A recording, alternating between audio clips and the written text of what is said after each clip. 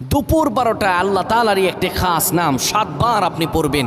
পড়ে আল্লাহ তাআলার কাছে দোয়া করবেন। আপনার যত প্রয়োজন আছে, যত মনের আশা আকাঙ্ক্ষা আছে, আল্লাহ সকল কিছু কবুল করে নেবেন। যখন দুপুর 12টা বেজে যায় দোয়া কবুলের সময়, তখন আপনি সকল কাজগুলো তখন বন্ধ করে একটু যায় নামাজ বিছিয়ে পবিত্র হয়ে ঘরের একটা কোনায় কিংবা আশপাশে যদি মসজিদ থাকে মসজিদে চলে যান, ক্যাবলামুখী হয়ে বসে পড়েন।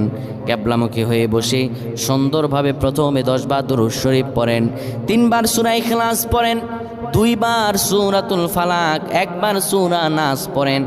এরপরে আপনি আল্লাহ তাআলার এই খাস নামটা ধরে পড়েন, আর রহমান আর রহমান আর রহমান 7 বার পরে এরপরে আবার দুরূদ পরে দোয়া করেন। আল্লাহ তাআলার কাছে চাইতে দেরি হবে, কিন্তু আমার রব আল্লাহ আপনার দোয়া কবুল করতে দেরি করবেন না।